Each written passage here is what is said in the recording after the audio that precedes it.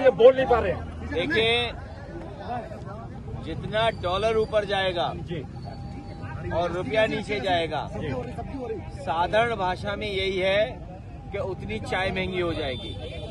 याद करो, जब 40 रुपए 50 रुपए डॉलर रहा होगा तो चाय की कीमत क्या रही होगी। आज मैनपुरी में भी 15-20 रुपए की चाय मिल रही होगी। तो सोचिए, डॉलर जब ऊपर जाएगा तो आपकी चाय महंगी हो जाएगी। डीजल पेट्रोल की कीमत कहाँ पहुँचा दी।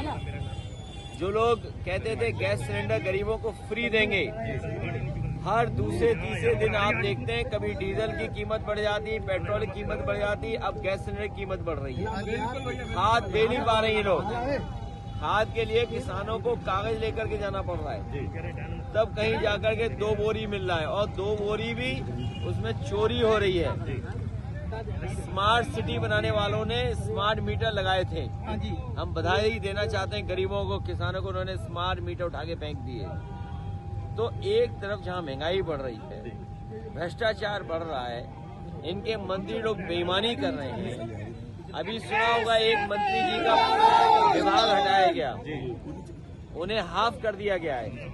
और मैं आपको यकीन ये दिलाता हूं, इनके कई विधायकों की टिकट साफ हो जाएगी। अभी तो मंत्री पद हाफ हुआ है, आने वाले समय में देखना टिकट साफ हो जाएगी। तो सोचिए, जिनके पास जनता के पास जाने के लिए कोई मुद्दा न हो तो वो इसी तरह जनता को गुमराह करेंगे। परिवर्तन के देश में 2027 की राजनीति बहुत अहम रखती है। ऐसे में ओवैसी बहराइच से 14 तारीख से अपना विधानसभा भी आगाज करने जा रहे हैं। बंगाल का चुनाव आपने देखा जी, और आपने देखा कि आदरणीय ममता दीदी पर मुकदमा दर्ज हो रहा है। जी, हमारे मुख्यमंत्री अपने गंभीर धाराओं के मुकदमे वापस लेते हैं, लेकिन बीजेपी की सरकार बनने के बाद एक लोकप्रिय मुख्यमंत्री पर मुकदमे दर्ज कराए। इससे ज्यादा खतरनाक काम लोकतंत्र में क्या हो सकता है। ये लोकतंत्र को खतरा है। और मैं आपको याद दिला दूं, जिस तरह से इन्होंने रामपुर का चुनाव जीता, फैजाबाद का बाई इलेक्शन जीता, कुंदरकी का चुनाव जीता, अंबेडकर नगर में बाई इलेक्शन जीता, कानपुर बेईमानी करना चाहते थे, करहैल में बेईमानी करना चाहते थे। मैं केवल बंगाल के चुनाव के बाद ये कहना चाहता हूँ, यूपी का चुनाव आखिरी चुनाव होगा जो देश का चुनाव होगा अगर बीजेपी जीत गई। बंगाल जिले के चुनाव को लेकर एक बात कहना चाह रहा हूँ कि अभी राहुल गांधी ने और महागठबंधन की 8 तारीख को मीटिंग हुई थी, जिसमें राहुल गांधी ने कहा था कि टीएमसी से उनके बहुत अच्छी मित्रता है और उन्होंने बताया था वो जीत के लिए आश्वस्त थे। मगर वहीं राहुल ने बोला था आप सपना देख रहे हैं, जैसे कि महाराष्ट्र हुआ, गुजरात हुआ और हरियाणा जैसी जगह में वो पहले भी वादा कर चुके थे, वो देख चुके हैं। अभी की बात को कोई विश्वास नहीं कर रहा है। मैं इंडिया गठबंधन और कांग्रेस इसी पर बहस नहीं करना चाहता हूँ।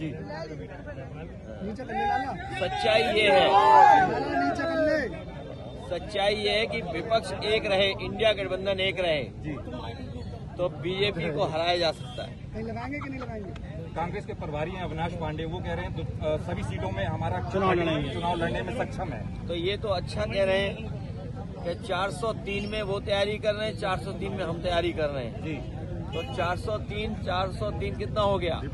806 विधानसभाओं की तैयारी हो रही है। इसका मतलब इंडिया गठबंधन डबल तैयारी कर रहा है बीजेपी को हराने के लिए। सर, मैनपुरी में प्रेस क्लब के लिए तैयारी बहुत दिन से की गई, उसका अवैध कब्जा था, सभी पत्रकार साथियों ने मिलकर उसको खाली कराया। मुझे सुनने में आया है पूरे उत्तर प्रदेश में भारतीय जनता पार्टी जमीनें कब्जा कर रही है।